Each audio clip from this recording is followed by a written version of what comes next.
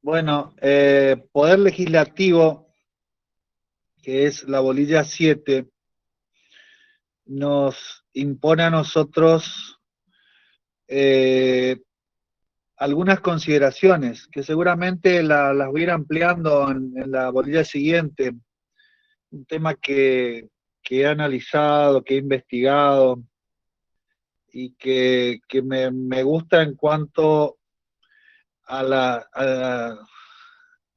a los efectos que puede tener y a las distintas connotaciones que tiene el derecho comparado, que es el referido a los sistemas de conformación parlamentaristas o presidencialistas en cuanto a regímenes políticos. Eh, en los momentos de ocio, que son pocos, me encanta analizarlos, sobre todo teniendo en cuenta el presidencialismo como manera de relacionarse dos poderes. Giovanni Sartori habla de presidencialismo y parlamentarismo y los identifica o los separa a partir de distintos criterios. Ustedes dirán, ¿por qué me anticipo a esto? Porque el parlamentarismo está relacionado de alguna manera con el poder legislativo y la función que el poder legislativo cumple en un sistema republicano. El sistema republicano tiene como característica fundamental la división de poderes en un marco o estructura de control mutuo entre ellos, a lo cual el poder legislativo en los sistemas presidencialistas fundamentalmente viene a aparecer como, sería irrespetuoso decirlo, pero es de alguna manera para que tengan una idea complementario. ¿Por qué complementario? Porque está subordinado, o no subordinado, sino que está relacionado de tal manera con el Parlamento que cuando las mayorías o representaciones no aparecen adecuadamente, tiene limitaciones en cuanto a la expresión popular, es decir, como adecuada expresión de la manifestación popular. Y esto se produce cuando las cámaras legislativas, de alguna manera, no representan o representan identidad con la formulación de las políticas del presidente. En el parlamentarismo, de alguna manera, esto, según algunos criterios, estaría diluido. Giovanni Sartori habla en este sentido de que en el parlamentarismo el ejecutivo y el legislativo aparecen como dos poderes o dos funciones compartidas. Pero sin duda que la forma republicana puede producirse en el ámbito de un sistema parlamentarista como manera de expresión. En nuestro sistema de organización con un presidencialismo acentuado, firme, poderoso, se creyó en el 94, o mejor dicho, la ley de iniciativa o la declaración de iniciativa de reforma tenía por objeto y buscaba, a partir de un punto de coincidencias básicas, tender a un sistema parlamentarista. De alguna manera, en esa idea o hacia esa idea se orientaba la visión de algunos pensadores de la época y fundamentalmente asesores del presidente Alfonsín, como Carlos Santiago Nino, que tenían o que consideraban que el parlamentarismo era una forma de atenuar el presidencialismo puro o rígido, fuerte de nuestro país, y en ese sentido se intentó introducir reformas o modificaciones que de alguna manera se orientaran a ese sentido. Se creyó por ahí que la incorporación de un jefe de gabinete sería una de las formas como una manera de descentralizar, con dos funciones fundamentales. Una, sacarle un aspecto importante de las funciones del Ejecutivo, y otra, la de que sea el nexo o conexión con el Legislativo. De hecho, esto desde el 94 a la fecha se fue dando con intermitencias, no resultando la conexión entre el jefe de gabinete y el legislativo el acabado cumplimiento de lo que se pretendía. ¿Por qué? Porque se buscó como forma una intermediación a partir de la intervención del jefe de gabinete con informes simultáneos mensuales en una y otra cámara. Pero resulta que a lo largo de los distintos gobiernos, la presencia del jefe de gabinete, cuando se produce, que hay momentos importantes en los cuales la participación del jefe de gabinete en el Congreso informando de la gestión no se ha cumplido, resulta una batalla más o menos campal, en la cual a lo largo de muchas horas se exponen aspectos relacionados con la administración y el gobierno, confrontándose con los legisladores y poniendo poca claridad en la finalidad del instituto. Pero bueno, es la forma como ha sido planteada. Y otro de los aspectos es de considerar el jefe de gabinete como una descentralización del Ejecutivo, que en realidad no es una descentralización, sino que ya vamos a ver bien cuando veamos la bolilla siguiente, es una desconcentración porque carece de personalidad jurídica. Y por tal, el Poder Ejecutivo reasume o mantiene o cumple con las funciones que aparecen desconcentradas. No se puede pensar la administración general del país sin la participación del Poder Ejecutivo, que conserva inalterablemente las funciones de administrar y de gobernar. Esto sin perjuicio de que el jefe de gabinete tiene a su cargo la administración general y que tiene a su cargo, entre las facultades del 100 y 101, la de manejar todo lo relacionado con el presupuesto, la conformación y la ejecución del presupuesto, sumamente importante. De hecho, en la actualidad, muchas de las críticas que se le hacen al jefe de gabinete están relacionadas con no solamente este jefe de gabinete, sino todo el jefe de gabinete con las funciones omnívodas en cuanto al manejo del presupuesto. Desviaciones del sistema institucional que por supuesto tendrán que ser corregidas, y una de las formas es el adecuado funcionamiento de los órganos de control, fundamentalmente la Auditoría General de la Nación. Pero resulta que hoy la Auditoría General de la Nación tiene como presidente a una persona que, más allá de la idoneidad que pueda tener, aparece como de alguna manera vocero de algunas políticas de la oposición, cosa que no es la función del auditor general.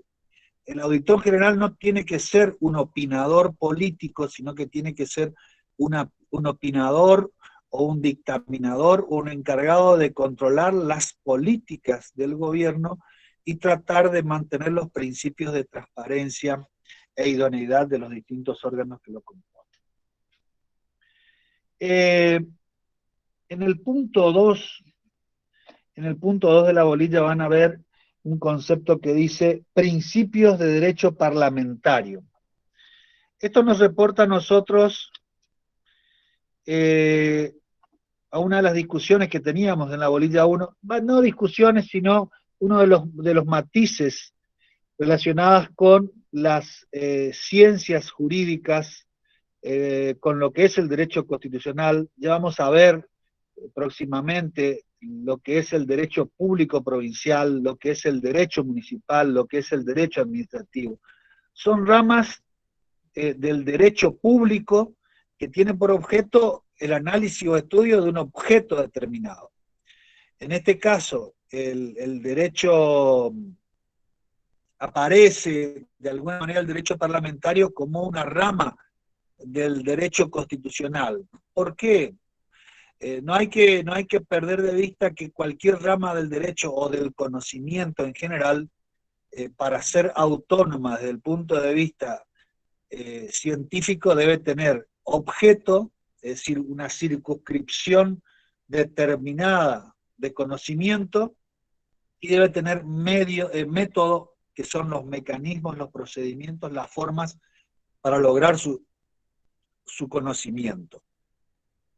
Es decir, que habrá autonomía científica cuando haya objeto y método propio, que está dado también en otras dimensiones o niveles, como son la autonomía legislativa y la autonomía didáctica, en tanto y en cuanto determinada rama del derecho es captada o estudiada específicamente por alguna unidad académica.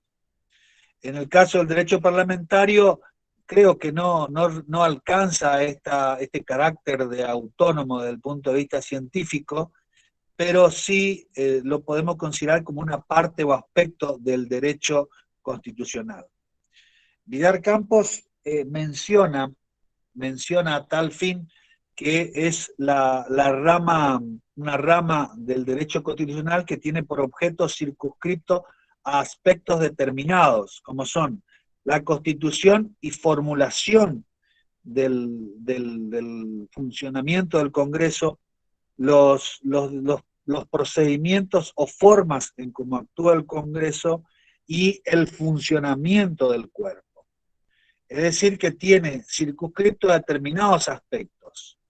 Este es un criterio que, si se quiere, aparece como el criterio tradicional de lo que es el derecho parlamentario, como rama del derecho constitucional.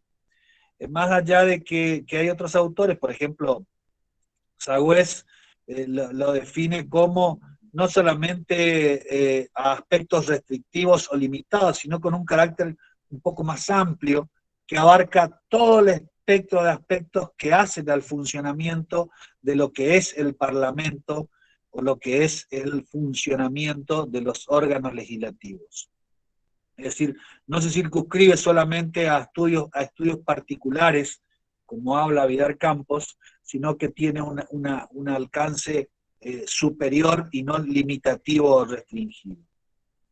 Con lo cual encontramos que tiene fuentes directas sobre las cuales se pueden considerar, como son la Constitución. La Constitución tiene toda una parte de todo un capítulo de la segunda parte de lo que Vidal Campos denomina derecho constitucional del poder, muy en boga actualmente, y que está relacionada con la organización de los poderes, es decir, cómo funcionan los poderes, cómo se relacionan los poderes y cómo se controlan los poderes. Republicanamente, el control de los poderes es la finalidad fundamental de los sistemas políticos actuales. Aparece como totalmente inverosímil que haya un ejercicio de poder ilimitado y sin las restricciones propias de los órganos de control. Las leyes que dicta el Congreso, en este sentido son importantes. El Congreso dicta, en cuanto a su organización, una serie de disposiciones por las cuales se va a regir en cuanto a su funcionamiento. Así, por ejemplo, las normas relacionadas con las iniciativas, normas específicas relacionadas con la formulación o manera de realizar las consultas populares. Ahora está muy en boga, no es que esté ahora en boga porque surgió de la nada y antes no tenía importancia, sino que por una impronta de la manera en que se conduce el Poder Ejecutivo actualmente, el pronunciamiento o la formulación de disposiciones en el marco del 99, inciso tercero, que son los decretos de necesidad y urgencia. Normas específicas como son la ley 26.122, que regula precisamente el funcionamiento de los decretos de necesidad y urgencia, que son disposiciones que dicta el Ejecutivo en cuestiones, en momentos excepcionales, y que tienen por objeto disposiciones que de seguir el trámite legislativo no cubrirían las necesidades que les son propias. Aquellas disposiciones dictadas por delegación legislativa y la promulgación parcial de las leyes de acuerdo a la formulación de las leyes que actualmente la reforma del 94 le ha habilitado. Asimismo, existen disposiciones específicas como por ejemplo el reglamento del funcionamiento de la comisión bicameral permanente creada por esta ley 26.122, que está relacionada con el órgano compuesto por diputados y senadores que va a tener a su cargo la ratificación o consideración de los decretos de necesidad y urgencia. Estas disposiciones, para tener vigencia, tendrán que tener una ratificación posterior del Congreso, precisamente en el marco de esta organización.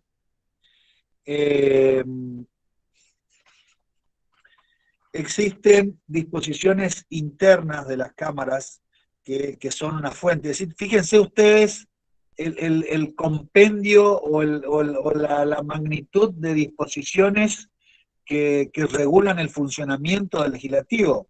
Es decir, que no podemos, cuando hablamos de derecho parlamentario, nos limitamos únicamente a los artículos de la Constitución, sino también a todo un montón de disposiciones que aparecen dispersas y que tienen por objeto regular el funcionamiento del órgano legislativo. En este sentido, los reglamentos internos de cada cámara, las cámaras tienen la facultad de dictar sus propios reglamentos, es decir, las normas internas por las cuales van a funcionar. Y esto ha sido, salió a la luz pública, periodística, en estos últimos tiempos, en cuanto a eventuales modificaciones, eventuales planteos con resolución de la Corte sobre interpretación de determinadas normas internas, por ejemplo, del Senado, planteos realizados por el presidente del Senado para la modificación del reglamento y su adecuación a los tiempos de virtualidad que estamos viviendo. Los reglamentos de bloque, que son aquellos reglamentos relacionados, los bloques son no órganos, sino que son agrupación inorgánica de identidades políticas que tienen por objeto un funcionamiento en el cual actúan con cierto grado de autonomía en cuanto a sus decisiones y que tienen un resguardo en cuanto a personal asignado, en cuanto a patrimonio, tratamiento y decisión. Una de las cámaras, tanto diputados como senadores, producto de sus reglamentos internos, están divididas en comisiones. Las comisiones, a partir del 94, tienen preponderancia en cuanto son un órgano constitucional o con reconocimiento constitucional, pues participan pueden participar en la discusión particular de algunas disposiciones en cuanto al procedimiento de formación de las leyes. Las resoluciones conjuntas de las cámaras, es decir, aquellas decisiones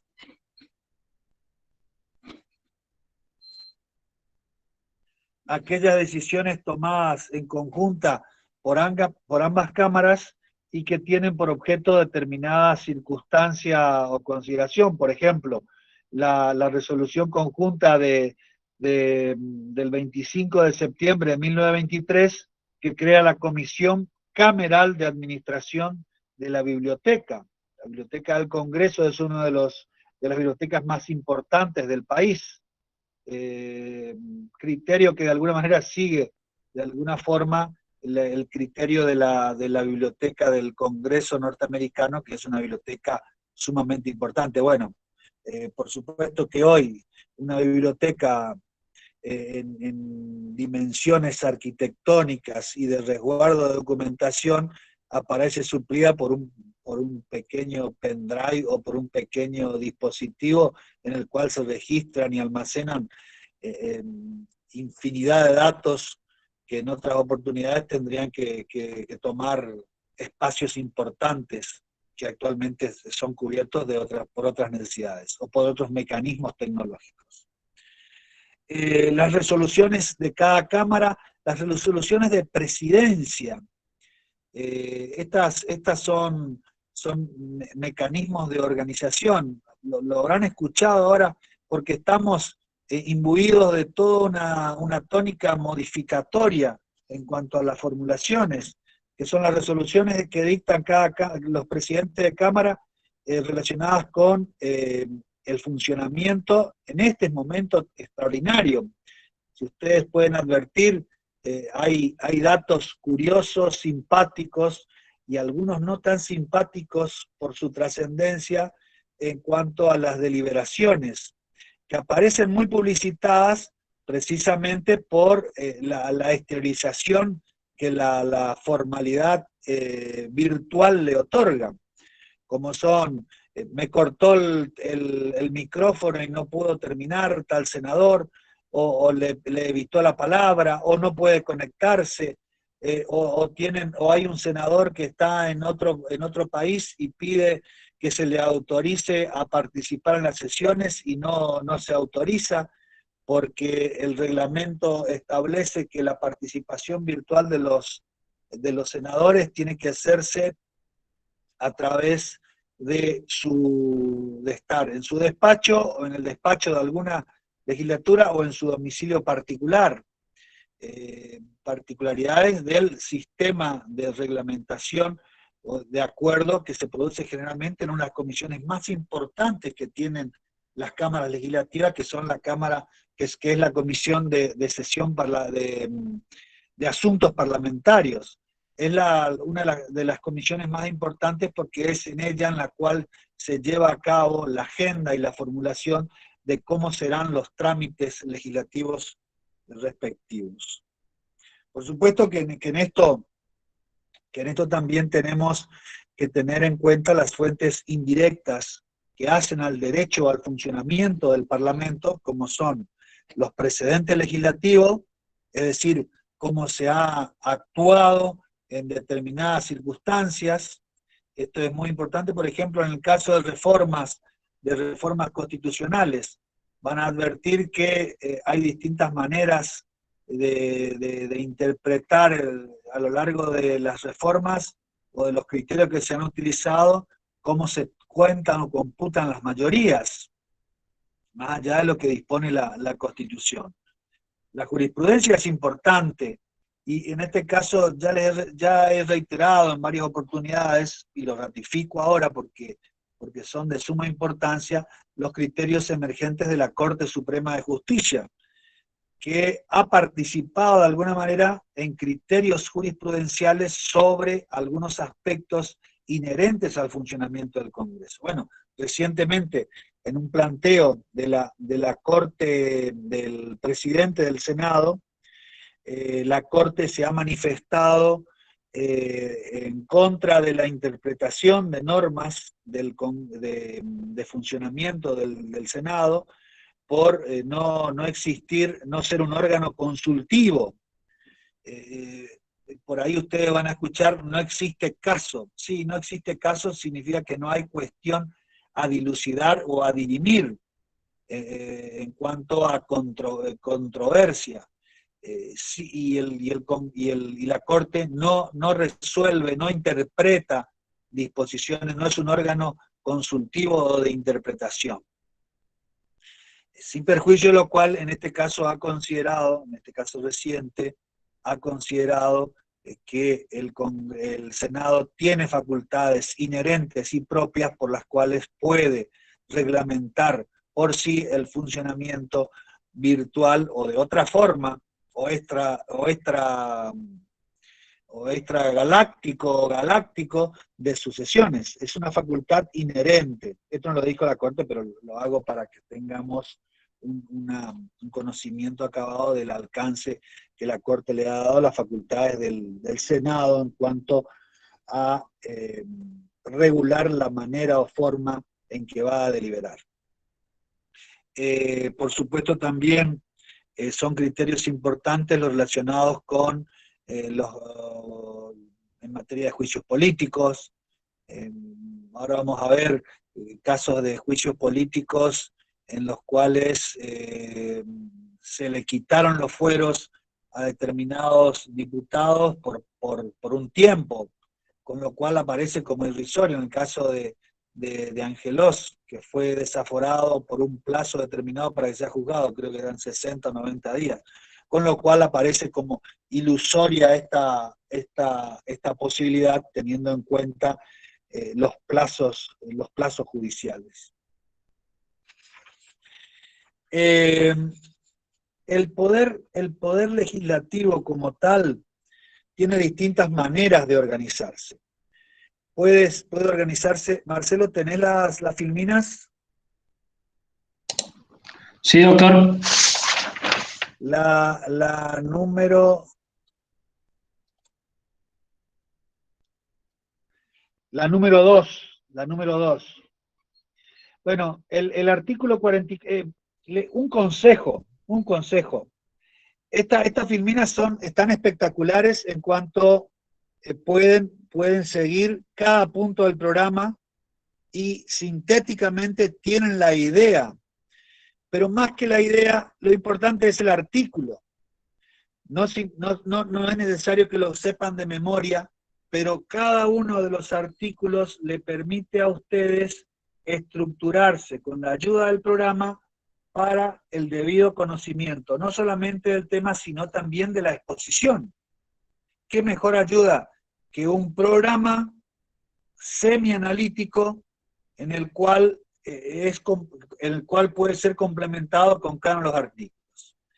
El artículo 44 establece la conformación del Congreso y habla de una conformación bicameral con doble representación, diputados de la nación y senadores de las provincias. Distinto origen de representación y distinta conformación o ubicación. Los diputados tienen una representación poblacional. Recientemente la Cámara Electoral ha propiciado el dictado o la realización de censos para modificar o establecer la base poblacional para la elección de diputados. Estos son elegidos por el cuerpo electoral, pero en cada uno de los distritos, y tienen una representación proporcional que está íntimamente relacionada con la cantidad de habitantes, con la limitante que no puede haber menos de 2 diputados por cada distrito electoral. Y a su vez, la Cámara de Senadores, que tiene una representación fija, idéntica para cada una de las provincias de la Ciudad de Buenos Aires, y que se denomina de lista incompleta. ¿Por qué? Porque se busca otorgar una representación que equipare dos senadores para la forma en la que hubieran tenido mayor cantidad de votos y una para la que le siguieran en cantidad de votos.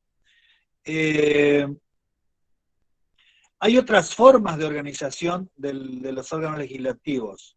La forma bicameral a nosotros de alguna manera nos viene de la Constitución norteamericana. Es muy importante en esto los criterios de Alberdi. Sarmiento hace de alguna manera una relación en cuanto al origen de la representación y fundamentalmente difiere o analiza que los senadores tienen ese carácter en virtud de una mayor ilustración o ubicación que pudieran tener socialmente. Por supuesto que esta situación no es tal más allá de la identificación del Senado como Cámara Alta, que estaba precisamente relacionada con esa mayor ilustración que de alguna manera provenía de su ubicación social o política por arriba del Senado, cosa que actualmente aparece como ilusoria si tenemos en cuenta los principios del artículo 16 relacionados con la igualdad y la abolición de los fueros o situaciones de privilegio.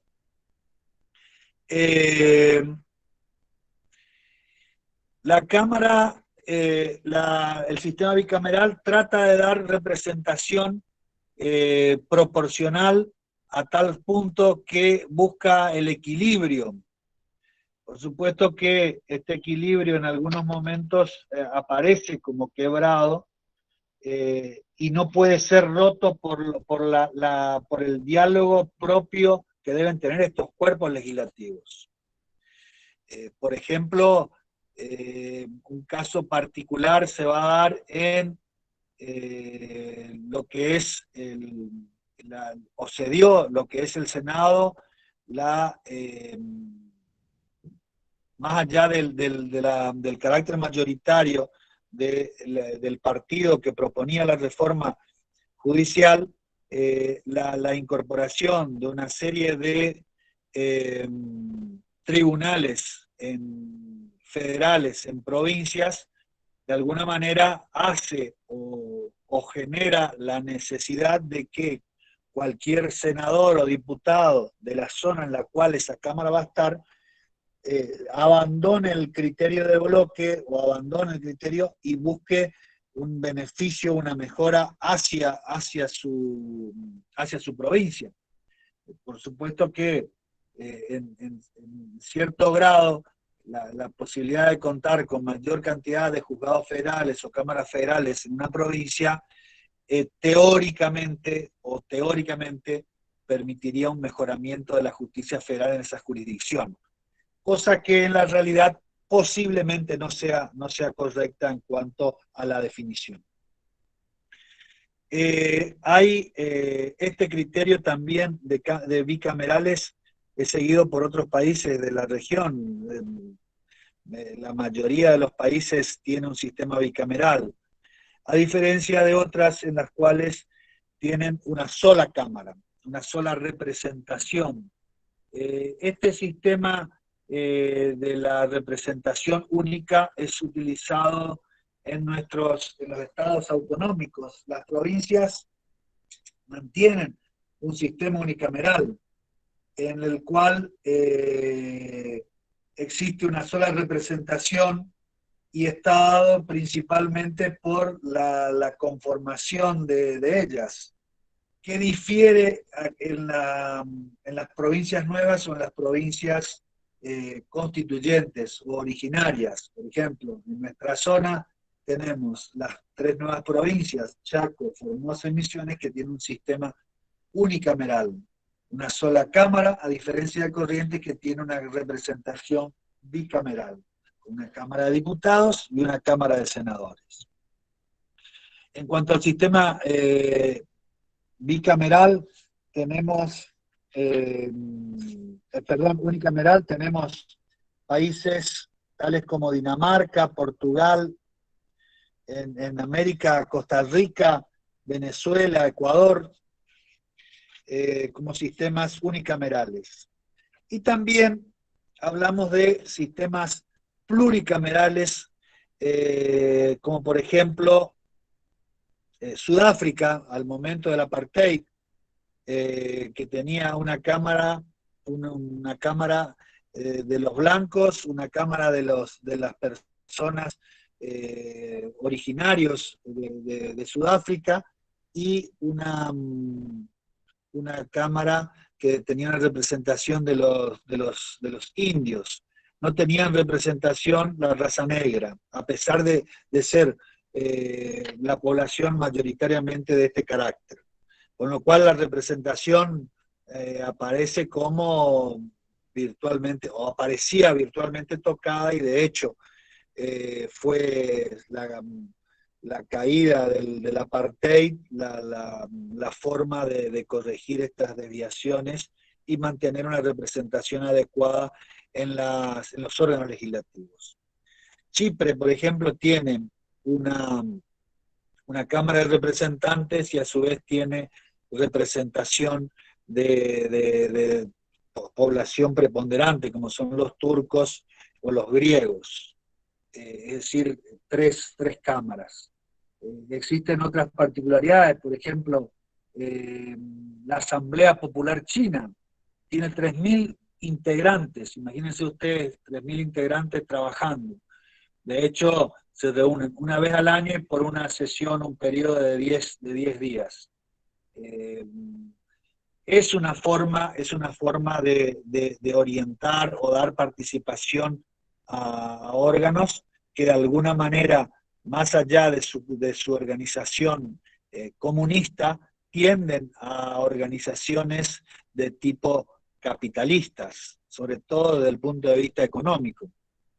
A no dudar que el crecimiento de China a niveles del 6, 7 y 8% anual de su PBI los pone los pone como un motor económico fundamental de la economía, no solamente de la región, sino la economía mundial. La segunda economía del mundo es la economía china, y con perspectiva a que se transforme primero hacia el 2030 con un importante desarrollo de la tecnología y la ciencia y el conocimiento, a tal punto que va a superar a Estados Unidos en cuanto a su población universitaria hacia el año 2000, entre el año 2025 y 2030. Cosa que es sumamente importante, es decir, dejar de lado una economía netamente rural a una economía de tecnología, de punta y con educación universitaria de excelencia, manteniendo las asimetrías producto de contar con 1.400 millones de habitantes. En cuanto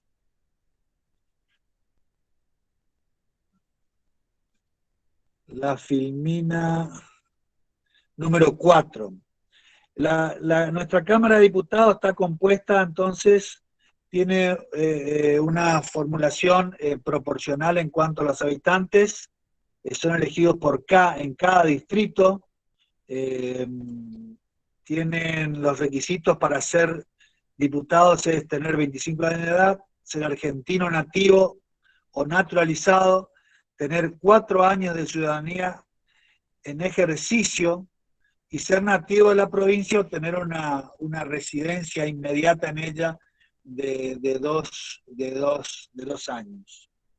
En esto es interesante las situaciones que se dan. Hay muchos diputados y senadores que tienen la ciudadanía y la residencia como criterio que van utilizando para representar a una provincia o a otra, a la población de una provincia o de otra. Por ejemplo, la actual vicepresidenta en condiciones de presentarse como nativa de la provincia de Buenos Aires, como senadora o diputada de la provincia de Buenos Aires, o bien diputada o senadora de Santa Cruz, donde tiene su residencia. Lo mismo ocurre con la doctora Carrió, que es nativa en la provincia del Chaco y con residencia en Buenos Aires o en Capital, con la posibilidad de tener esa representación. Por supuesto, más allá de la necesidad de los votos para tenerlo. Los diputados duran en su mandato 4 años y pueden ser reelegidos. Una característica importante. Lo mismo pasa en Estados Unidos. La elección, la duración y la posibilidad de reelección.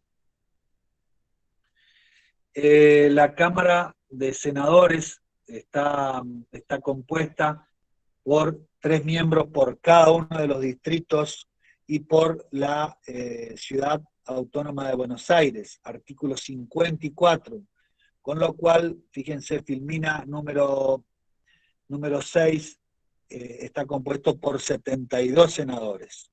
Actualmente el Frente de Todos tiene la mayoría necesaria para participar y tomar las decisiones. A partir del 2001, con motivo de la reforma del 94, la elección de senadores es directa y, como les decía, a través de la forma de lista incompleta.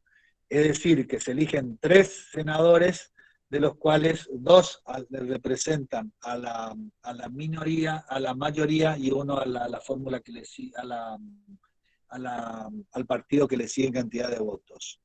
En cuanto a sus requisitos, artículo 55, la edad,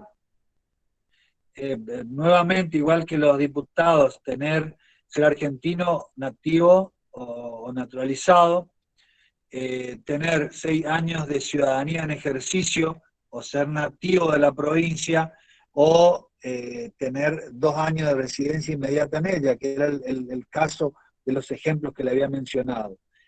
Y además incluye un requisito que ustedes dirán, bueno, pero está medio superado esto. Sí, está superado, pero habla de un criterio que se ha tenido en su momento y que ha dado lugar precisamente a los criterios, a las opiniones de Sarmiento, entre otros, Joaquín de González, de tener una renta anual de 2.000 pesos fuertes. Los 2.000 pesos fuertes es un patrón de medida. 2.000 pesos hoy no es una suma significativa y mucho menos anual, y seguramente de acá a fin de año va a ser cada vez menos, pero representa un requisito de ilustración o de poder económico, que de alguna manera pretendía diferenciar los diputados. Sagués por ahí habla, Sagués, Badeni, hablan falleció ayer, hablan de el equivalente a estos 2.000 pesos fuertes, y que estaría dado por una suma que varía, y hacen los cálculos que aparecen más que nada como risueños o particulares. La duración del mandato es de 6 años, 4 años uno, 6 otro, y se renuevan por mitad de los diputados cada 2 años, y por tercios los senadores cada 2 años. En cuanto a la elección del presidente de uno y otro órgano, el presidente de diputados es elegido por los diputados, en tanto el presidente provisional del Senado es el vicepresidente. En esto volvemos nuevamente a esta compartida de poder que menciona Sartori cuando habla de que el poder ejecutivo y el poder legislativo aparecen como compartidos en el sistema parlamentario. Bueno, nosotros no estamos en un sistema parlamentario, pero nos permite a nosotros desentrañar que el presidente es unipersonal, mejor dicho, el poder ejecutivo es unipersonal y es ejercido por el presidente de la nación. Y el vicepresidente no forma parte del poder ejecutivo, sino que tiene 2 funciones fundamentales en el caso del gobierno federal, que es la de sustituir al presidente en los casos de ausencia parcial o temporaria o permanente, esperemos que tenga buena salud, del señor Fernández, y tiene a su cargo la presidencia del Senado, en la cual participa con voto, dirigiendo la sesión y solamente con voto en los casos de necesidad de decidir alguna cuestión.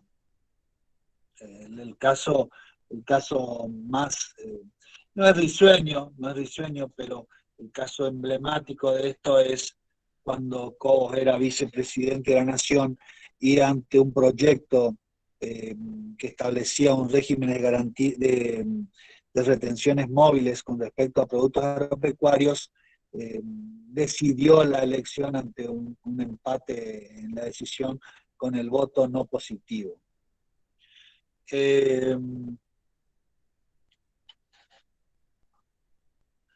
En cuanto a las competencias o atribuciones, Filmina 8, son competencias especiales,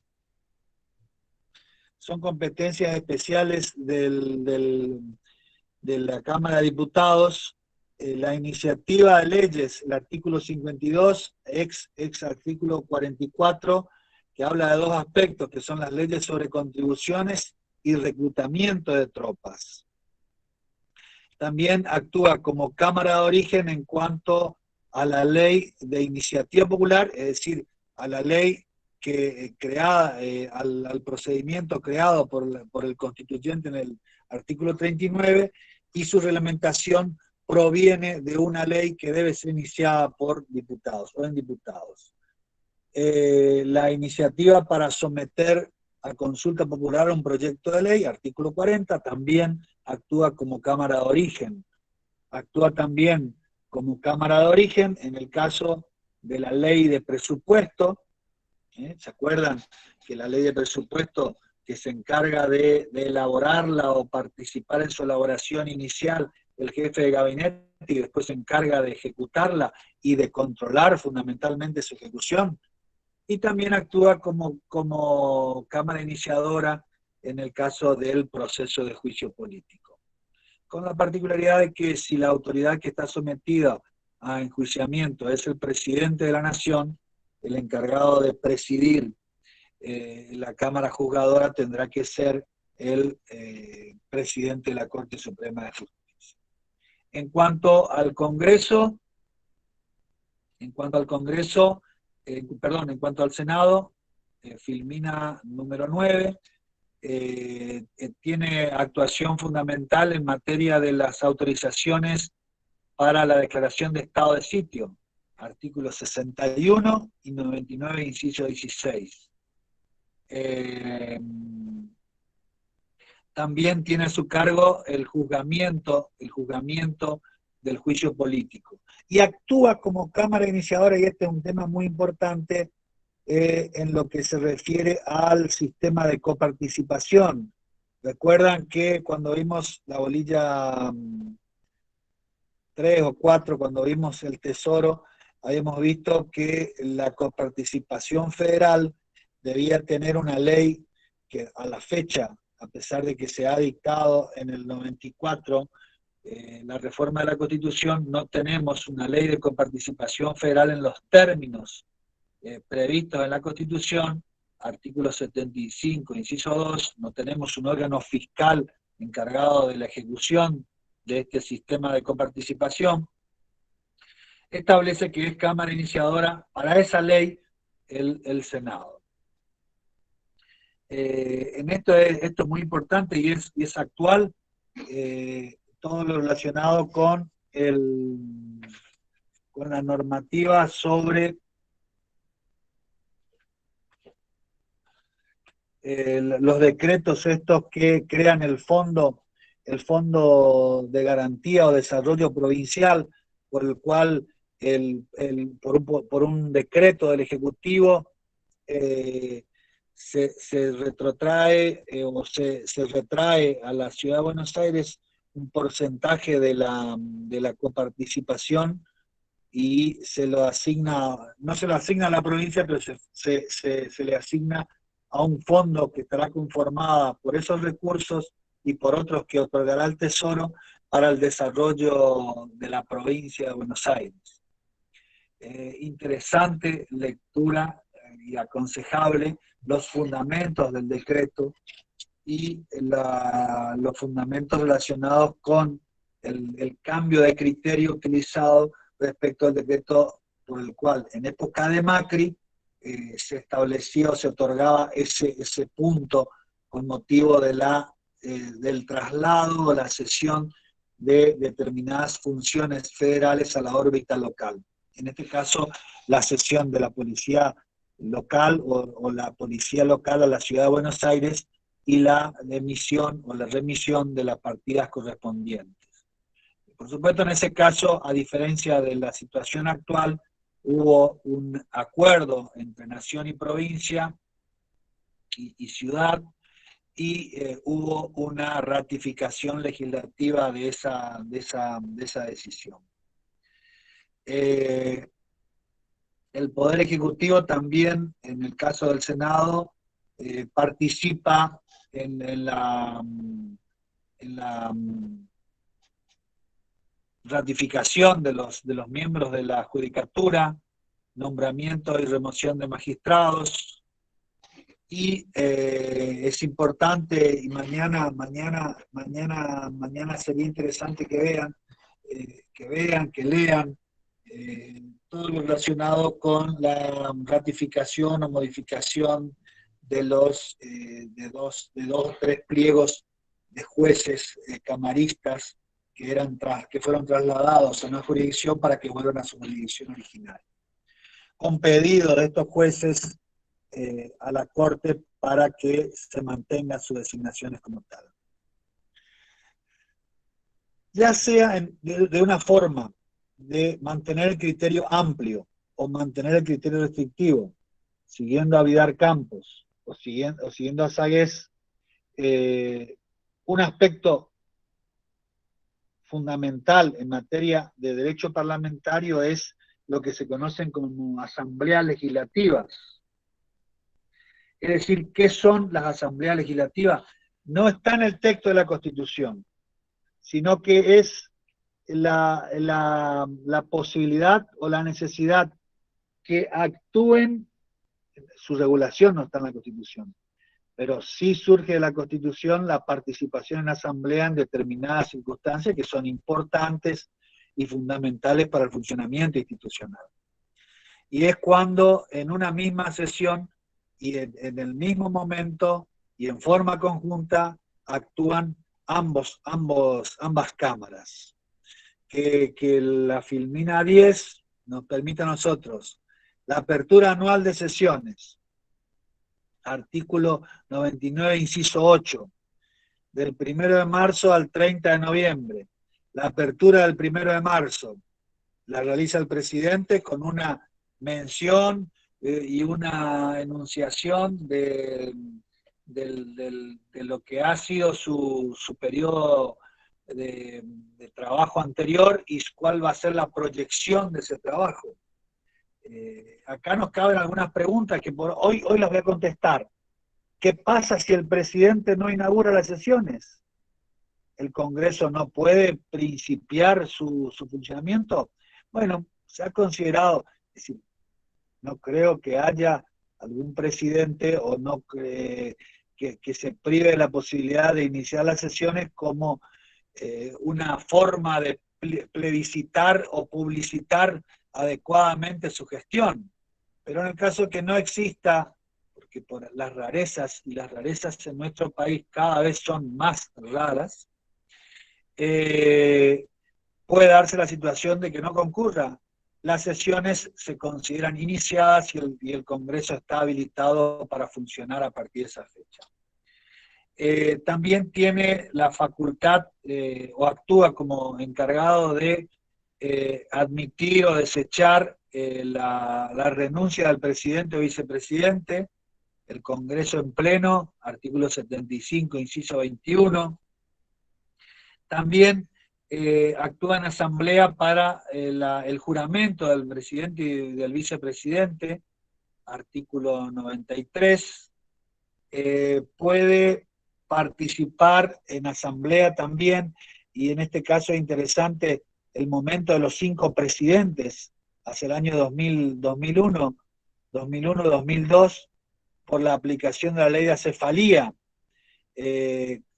con la facultad del Congreso de la Asamblea Legislativa de designar un funcionario que se ha de desempeñar como presidente. Y otro caso es la posibilidad de recibir a los jefes mandatarios extranjeros o personalidades distinguidas del quehacer artístico, económico, cultural, ya sea del país o del extranjero. Las cámaras, como tienen la particularidad de sesionar por separado, salvo los casos en que actúe como cámara bajo la forma de asamblea. Es interesante, es importante, y por supuesto en los exámenes los chicos por ahí no tienen la precisión del caso, el tipo de sesiones. Hay distintos tipos de sesiones. Las primeras son las sesiones preparatorias. En estas sesiones preparatorias se determinan el alcance, se reciben a los diputados, senadores nuevos, se determinan la composición de las comisiones.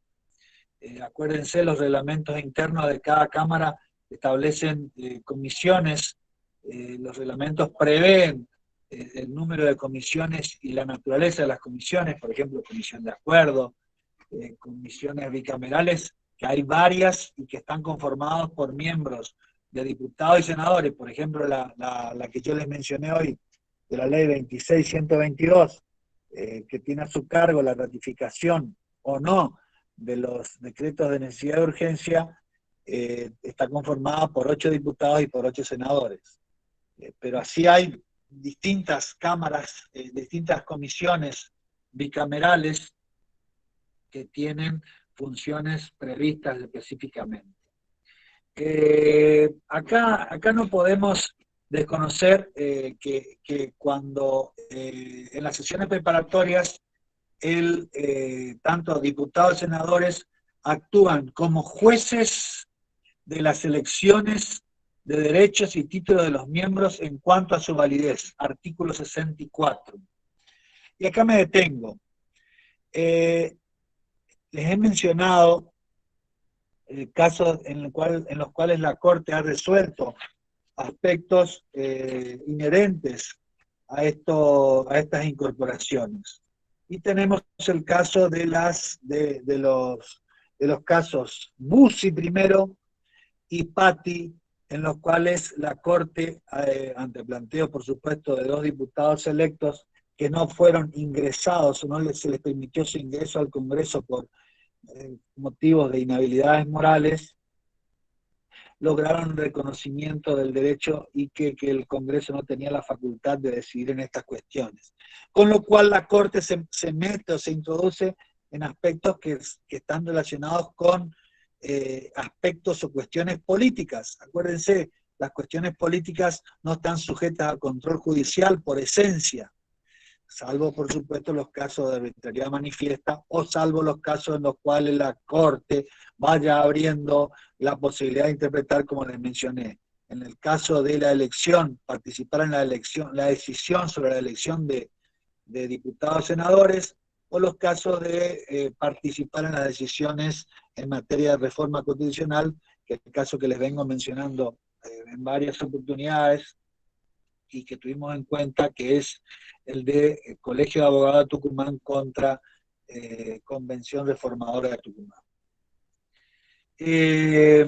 Las sesiones ordinarias, que es, como yo les había dicho, aquellas en las cuales el Congreso funciona normal y habitualmente. Estas sesiones ordinarias tienen un plazo de duración que va de marzo a noviembre. Ya no tenemos como antes del 94, que teníamos del 1 de mayo a septiembre, teniendo en cuenta fundamentalmente las distancias que debían recorrer los diputados y senadores para participar de las sesiones. Bueno, hoy estamos también que los medios de locomoción actual terrestres son más rápidos, pero tenemos casos en los cuales la sesión presencial hace que los diputados, senadores tengan que trasladarse desde sus provincias a la ciudad donde tiene asiento el Congreso para participar en las sesiones.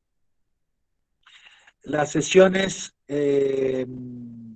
extraordinarias y prorrogadas, artículo 63, establece que el Congreso, dos particularidades tiene esta norma, en tanto y en cuanto establece en su última parte, pueden también ser convocadas extraordinariamente por el presidente de la Nación o prorrogadas sus sesiones. Las sesiones extraordinarias son aquellas, como dice el artículo, pedidas por el presidente, son realizadas sobre temas determinados y que previamente son dispuestos por el presidente, las convoca a través del instrumento natural, que es el decreto, en la cual se establece cuáles son los temas que se van a tratar. Y las prorrogadas son aquellas que la misma Cámara decide para continuar con alguna sesión o algún tema que no hubiera sido concluido en tiempo y forma de las sesiones ordinarias establecidas.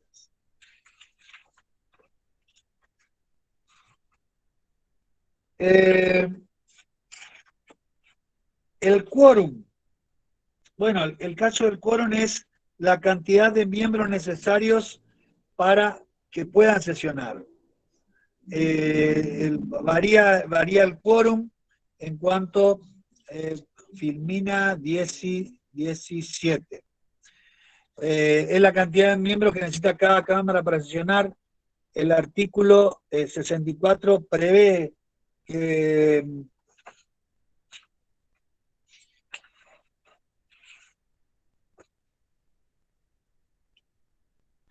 ninguna de las cámaras entrará en sesiones sin la mayoría absoluta de sus miembros, pero un número menor podrá compeler a los miembros ausentes a que concurriesen a las sesiones en los términos bajo las penas que la Cámara estableciera. Es decir que el quórum es la cantidad necesaria para poder sesionar, está establecida en el artículo 64, segunda parte, además del mecanismo establecido para imponer la participación.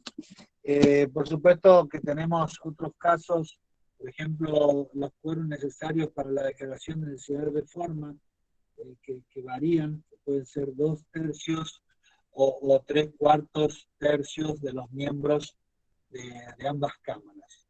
En algunos casos toman sobre miembros totales y en algunos casos sobre miembros presentes.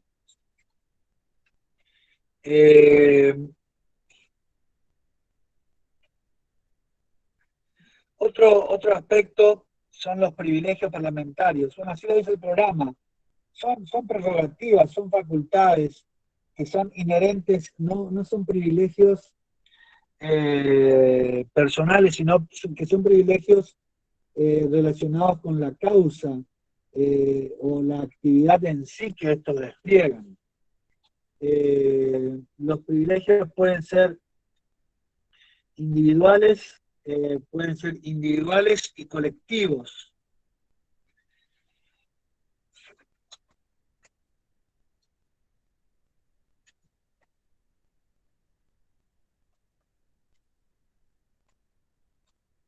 Los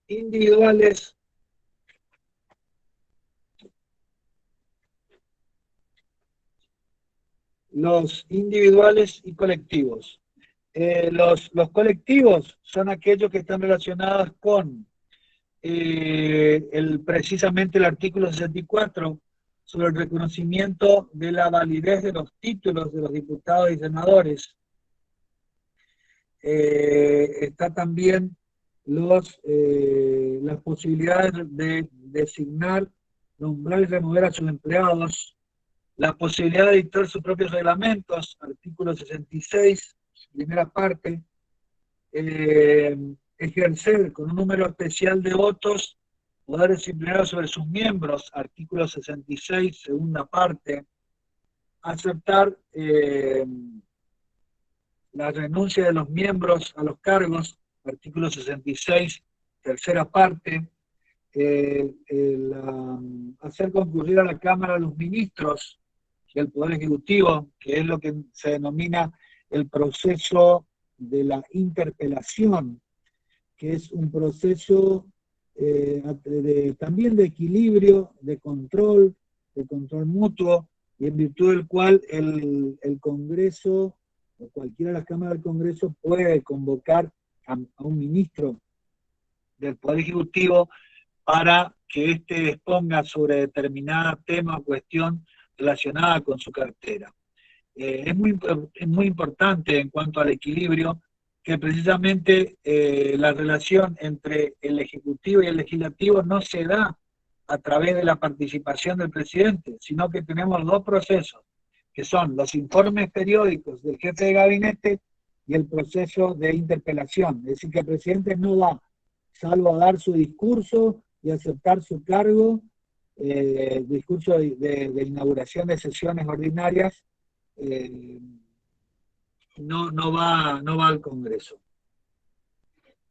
Después tenemos las inmunidades o las garantías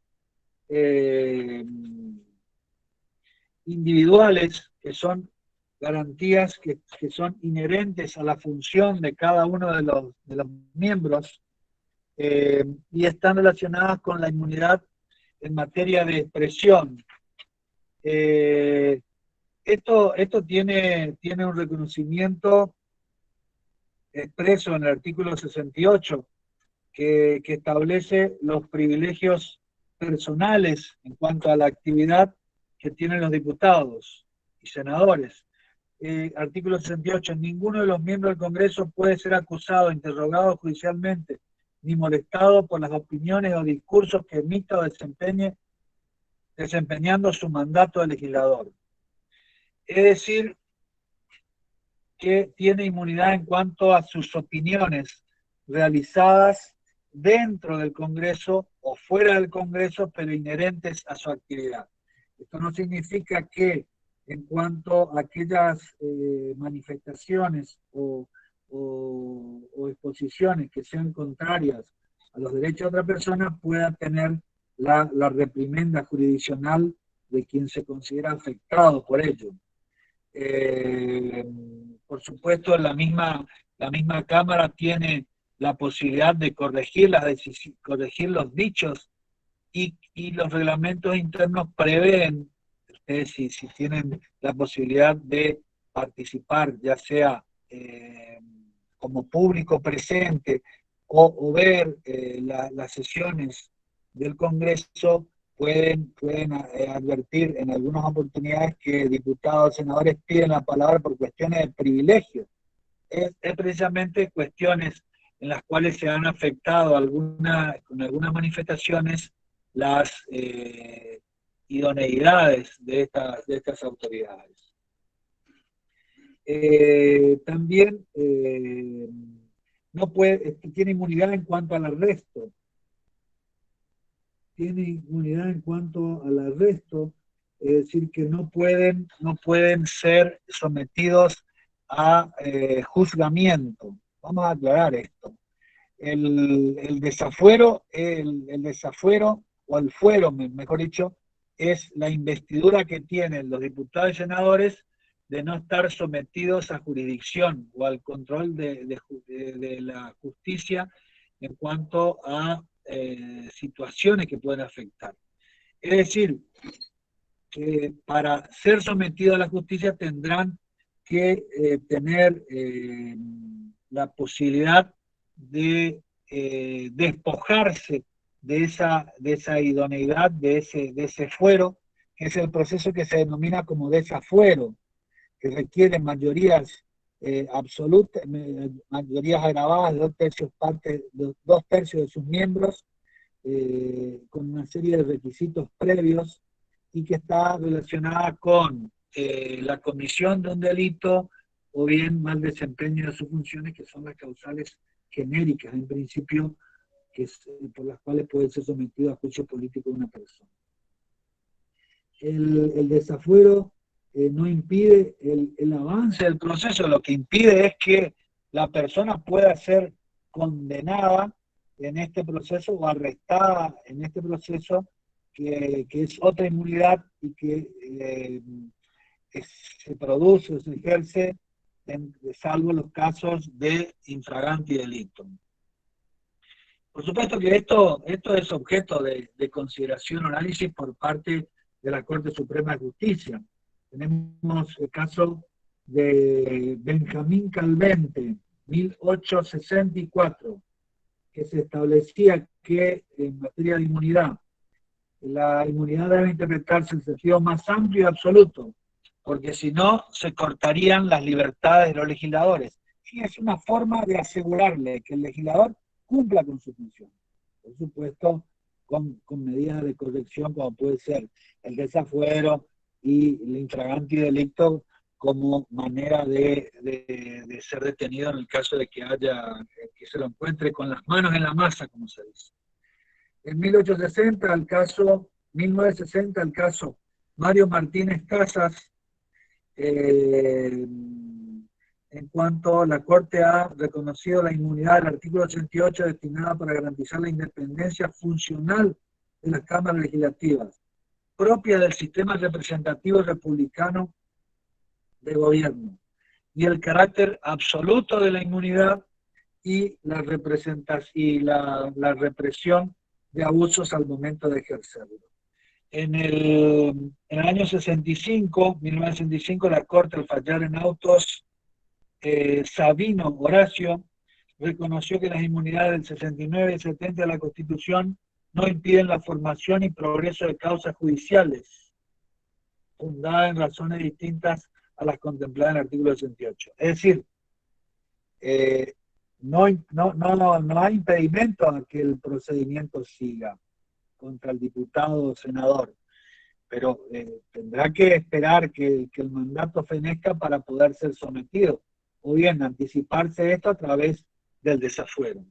En el año 92, en el caso Varela Cid, con motivo de cuestión de competencia entre la Cámara Nacional de Apelaciones en lo criminal y correccional y el Juzgado Federal de la Capital, la Corte dirimió el conflicto de la siguiente manera: por la conducta depresiva durante el desempeño de su cargo legislativo no cabe enjuiciamiento, inmunidad a la opinión parlamentaria. Por las opiniones vertidas con anterioridad, la competencia incumbe a la justicia nacional de primera instancia en lo correccional de la capital. Es decir, circunstancias o situaciones que hacen a el funcionamiento de estos procesos. ¿Qué pasa? ¿Qué pasa también con respecto a los arrestos? El caso, la justicia federal o provincial es la encargada de actuar en los casos de que tenga la participación del legislador, salvo las opiniones y discursos emitidos en el desempeño de su mandato. El caso Contegrán. La existencia, debe existir un sumario, es decir, tiene que existir un procedimiento jurisdiccional previo para lograr que se inicie el proceso o se anticipe el proceso de sacada de fueros o desafueros. Es decir, que no se puede, en el caso Oroño, no se puede privar a una persona de los fueros sin que exista todo un procedimiento iniciado para el cual el diputado o senador afectado tendrá el derecho de defensa y el órgano que va a decidir liberar de ese fuero para que sea sometido a la justicia tenga elementos para sostenerlo. En cuanto a los 2/3 necesarios, también la Corte ha interpretado cómo debe ser interpretado este criterio, que es que se requiere 2/3 requeridos se refiere a los presentes, en el caso Balbín. Y como les decía, en el año 1996, el caso del desafuero parcial o temporalmente limitado del senador Angelos por 60 días para que sea sometido a la justicia con motivo de la intervención de un delito. Bueno, estos son casos en los cuales la Corte ha interpretado o bien cómo se ha manifestado el Congreso ante pedidos específicos realizados por la justicia. ¿Qué pasa en otros periodos o en los periodos excepcionales? Si puede ser sometido, si puede ser afectado o rigen estas inmunidades, estos privilegios colectivos, estos privilegios personales, fundamentalmente los personales, en estado de sitio sí existen. El caso Leandro N. Alén, la Corte reconoció que esta garantía también se encuentra vigente o produce sus efectos en los periodos de estado de sitio, es decir, en aquellos momentos en que existe una suspensión de la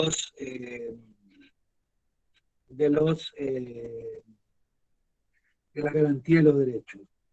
En materia, me voy a tener el MINA número 29, es sumamente interesante. En los privilegios colectivos, en materia de privilegios colectivos, yo les había mencionado cuando vimos el artículo 66, o mencioné el artículo 66, dice, cada Cámara hará su reglamento, acuérdense, el reglamento por el cual van a funcionar, donde aparece todo el mecanismo o todo el procedimiento medianamente arreglado de cuál es la participación y funcionamiento del órgano, que es una facultad inherente a ambas cámaras. Que lo dijo la Corte recientemente en el caso Cristina Kirchner, copresidenta del Senado, contra sobreinterpretación.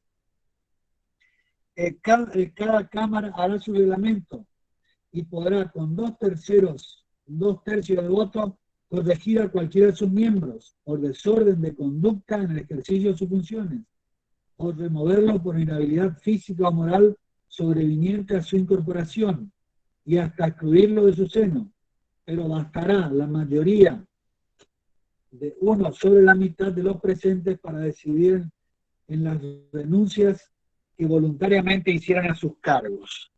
Está muy claro el cuadrito cuando habla de poder disciplinario, y es la facultad que tiene el Congreso de resolver determinadas cuestiones. En materia disciplinaria, durante la labor parlamentaria, puede sancionarlo con llamado a atención, privarle la palabra. Por supuesto, esto demanda un procedimiento previo, no puede cortar con un botón el micrófono y evitar que el diputado o el senador hablen. Demanda un procedimiento en el cual necesariamente, por un criterio de defensa en juicio, debido proceso objetivo, quien se encuentra afectado o investigado o indicado a esta situación tendrá la posibilidad de manifestarse. Existe la posibilidad de remoción, y acá me voy a detener en otro aspecto, que es, se lo remueve su cargo cuando problemas físicos o morales hacen imposible que siga ejerciendo correctamente su cargo. Podría dar ejemplos, pero no voy a dar ejemplos porque se van a sentir algunos agraviados y otros contentos. No quiero generar grietas en la cátedra, ni en ustedes. Con respecto a esta posibilidad, el Congreso decide qué pasa cuando se produce una inhabilidad física o moral, cuando se produce una vacancia porque el diputado o el senador pasa a cumplir un cargo en otro órgano, por ejemplo el Ejecutivo, o cuando va a alguna provincia a cumplir algún cargo. En estos casos es sustituido. La Constitución prevé que en caso de vacancia tiene que ser elegido un nuevo diputado, un nuevo senador.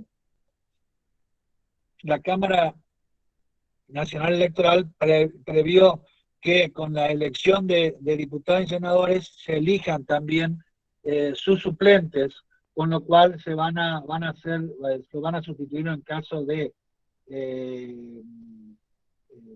imposibilidad física, moral o vacancia parcial, temporaria o permanente en el cargo. Por supuesto, acá entran a jugar una serie de cuestiones. Por ejemplo, las referidas, ya recientemente hubo un caso en la provincia del Chaco, la sustitución de un diputado que había fallecido. El diputado Barbetti falleció y fue sustituido, entrándose a juzgar las particularidades o referidas al cupo femenino. En cuanto a si quien lo sucedía era un suplente hombre o mujer. Bueno, de hecho lo sustituyó un hombre. La exclusión, la Cámara también tiene, ante motivos fundados y razonables, puede excluir a sus miembros, por supuesto necesita de determinadas mayorías, y estas mayorías deben ser los miembros presentes. Y no hace falta estas mayorías en los casos de las renuncias, que solamente son aceptadas con uno más de la mitad de los miembros presentes, es mayoría absoluta. El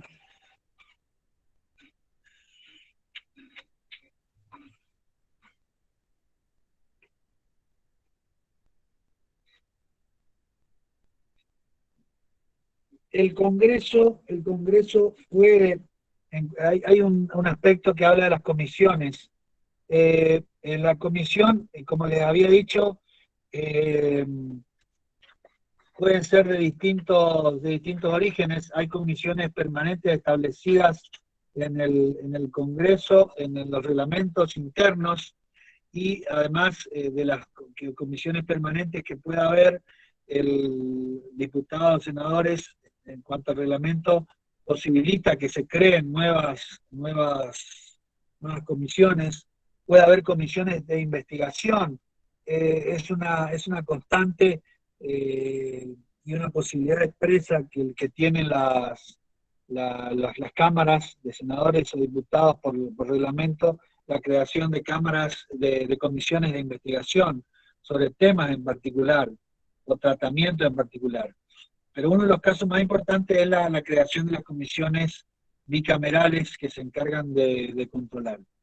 Es muy importante tener en cuenta que a partir del 94 existen órganos extrapoderes que cumplen una función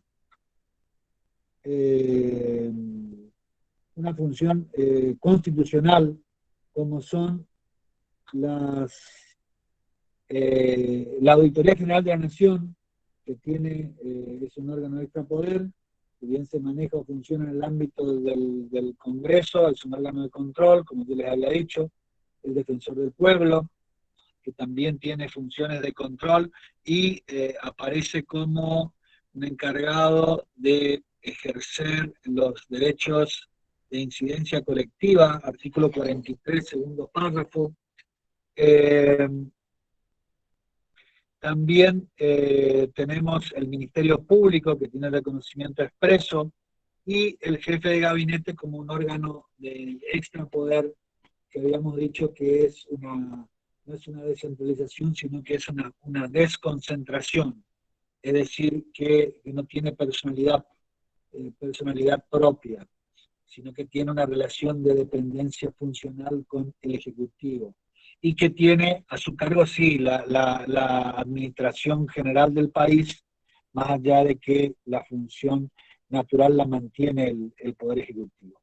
Bueno, con eso están los dos primeros puntos que ahí tenía asignado hoy, así que sigan estudiando, no pierdan de vista los momentos importantes que estamos viviendo, desde el punto de vista no solamente sanitario, sino la trascendencia política, institucional y jurídica que ellos tienen.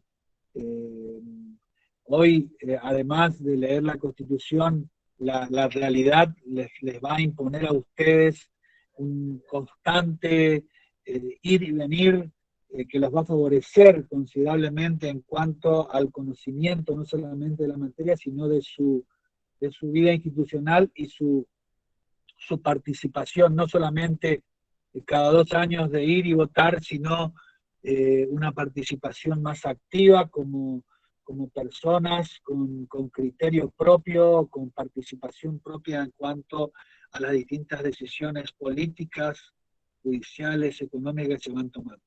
Bueno, nos vemos en la próxima clase. Hasta luego.